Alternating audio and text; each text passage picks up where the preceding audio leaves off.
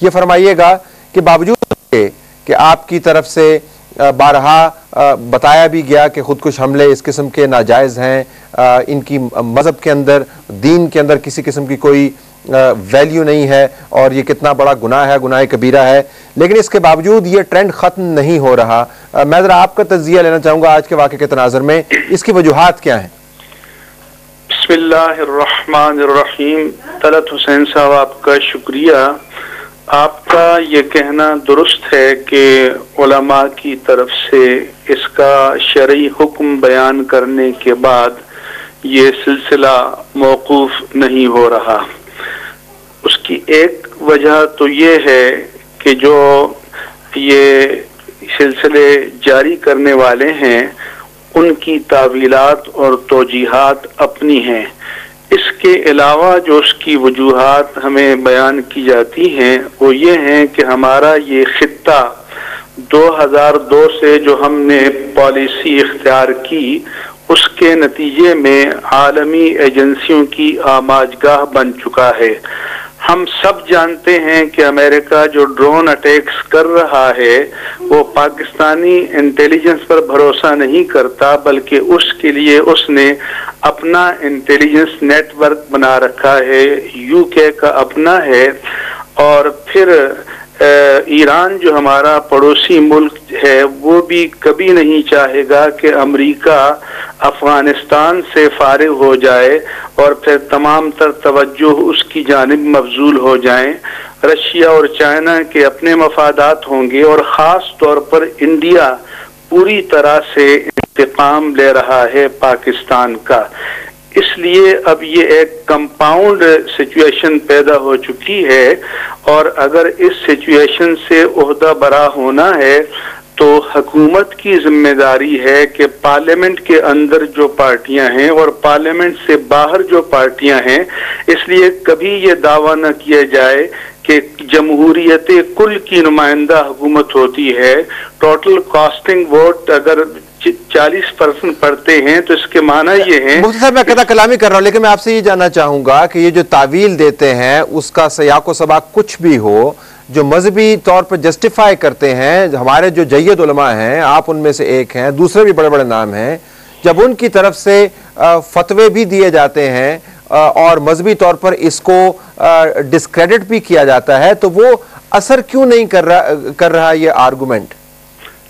देखिए, ऐसा है कि जिन हमारे मजहबी हजरात का उन इलाकों पर किसी न किसी एतबार से असर है, जैसे मौलाना फजल रहमान साहब कभी कभी बयान देते हैं कि हम मीडिएशन या सालिसी का किरदार अदा कर सकते हैं, तो उनको एक गैर मशरूत और तवाना आवाज इसके बारे में बुलंद करनी चाहिए।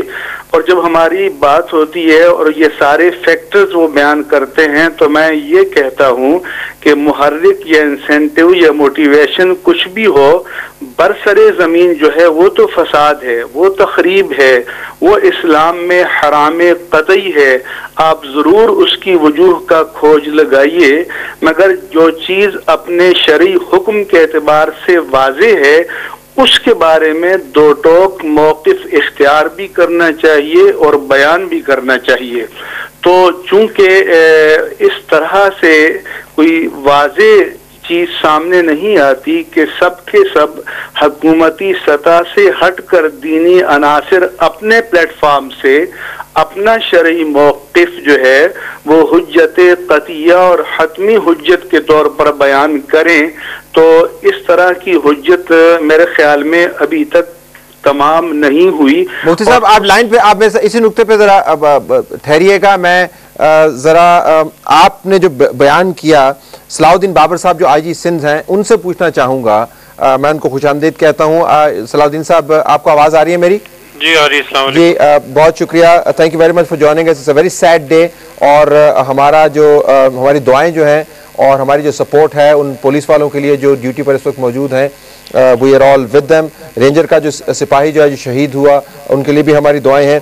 मैं आपसे जानना चाहूँगा, अभी मुफ्ती साहब फरमा रहे थे एक मजहबी जाविये से कि अगर पब्लिक और दीनी उलमा की सपोर्ट अवेलेबल हो तो जो दहशतगर्द खुदकुश हमलावरों की सूरत में मासूमों को निशाना बना रहे हैं, एडमिनिस्ट्रेटिवली आपकी जो रिस्पॉन्सिबिलिटी है, जिम्मेदारी है, वो कितनी आसान हो जाएगी? क्या सिर्फ फतवों से आप इन लोगों के हाथ रोक पाएंगे? Will it help you?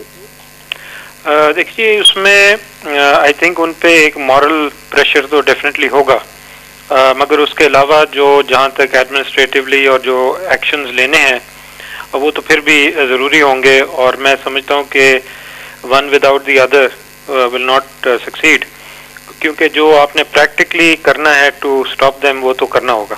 अच्छा, ये फरमाइएगा, जो प्रैक्टिकली उनको करना, रोकने के लिए जो चीज़ चाहिए, वो आज क्या ऐसे इंतजामात हो सकते थे कि ये वाकया ना होता? ये हाइपोथेटिकल सवाल है, आपकी परफॉर्मेंस के ऊपर रिफ्लेक्शन नहीं है, लेकिन हर वाकये के बाद एक अच्छे मुंतज़िम की तरह आप सोचते होंगे कि अगर ये चीज़ें हम करते और अगली मरतबा करेंगे तो ये वाकयात या बहुत कम हो जाएंगे या नुकसान मजीद कम होगा या नहीं होंगे। What you could have done to prevent this? इसको मैंने एनालाइज भी किया है, और क्योंकि ये एक ऐसा जुलूस है जो बहुत बड़ा जुलूस है, तकरीबन 1 लाख से ज़्यादा इसमें शुरका मौजूद होते हैं, और it's a very long route, कोई 5.5 किलोमीटर पे चलता है ये रूट। इस पे जो तरीकाकार जो हम इख्तियार करते हैं वो ये है कि इसके फ्रंट, टेल को और साइड्स को कॉर्डन करते हैं, और ये मैं समझता हूँ कि आज और भी ज़्यादा हमने किया था as compared to previous years, क्योंकि इस साल हमें कुछ इन्फॉर्मेशंस भी थी, कुछ प्रॉब्लम्स भी थे कि ये इस टाइप ऑफ इंसिडेंट कहीं ना कहीं हो सकता है। मैं ये समझता हूँ कि ये एक इन अ वे, हालांकि इसको कामयाबी तो नहीं कह सकते, मगर एक ज़रूर एक है कि जो फ्लैंक पे ये हुआ है और वो सुसाइड बॉम्बर एंटर नहीं कर सका इनटू द प्रोसेशन, और अगर खुदा न खास्ता वहाँ जाता तो और भी ज़्यादा नुकसान होता। तो ये जो कॉर्डन वहाँ प्लेस किया गया था वो तो can not think of any thing that I could improve upon on this thing. बहुत शुक्रिया सादिक बाबर साहब। नाज़रीन, आईजी सिंध हमें बता रहे थे अपने जाविये से वो किस तरीके से इसको समझते थे कि ज़्यादा तबाही हो सकती थी, नहीं हुई, लेकिन जो असल मामला है, जब सुसाइड बॉम्बर ने जैकेट पहन ली या उसने बेल्ट पहन ली या उसने हाथ में बैग पकड़ लिया तो उसका काम तो बड़ा आसान है।